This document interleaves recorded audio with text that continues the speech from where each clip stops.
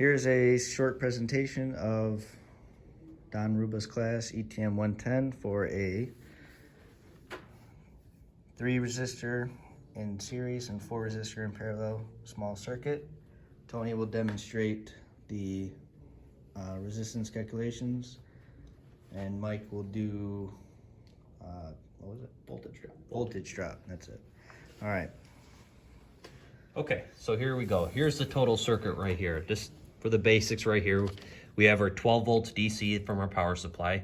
We have our fuse, we have our switch, which is, we have a switch with a key, and we're gonna have 7 resistors total in this circuit. So we have 3 resistors in series and then 4 resistors in parallel.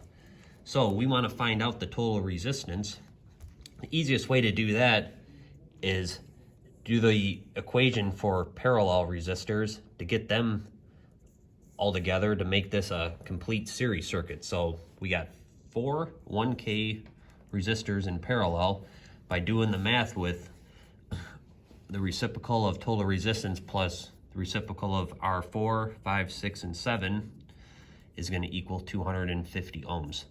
So we add that, that's going to be right there, and this is going to be complete series. That gives us 3,250 ohms total circuit resistance. And then here's Mike, and he's going to discuss the voltage drops. So here we have a power supply set to 12 volts. We're running it through our 2 amp fuse, circuit protection, our switch to turn power on and off to the circuit. Over here we have a breadboard with our, we have 7 individual 1K ohm resistors, 3 in series and 4 in parallel. To test the circuit, you're going to take your leads, you're going to run,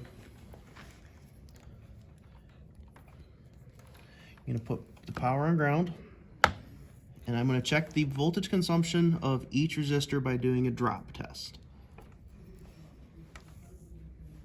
So input voltage, we have our source 12 volts. After our first resistor, the math says we should consume about 4 volts. And we have 8.34 volts, which means 3.7 have been consumed. All of these drops should be approximately the same, so the drop to each voltage should be the same. You can mathematically calculate that. And at the bottom here, we're going to have 0.928 volts to every leg of our circuit. And then each resistor will consume the last bit of voltage, the approximate amp apiece. So if we want to do a drop across, that'll confirm 9.28, 9.28, 9.28, 9.28.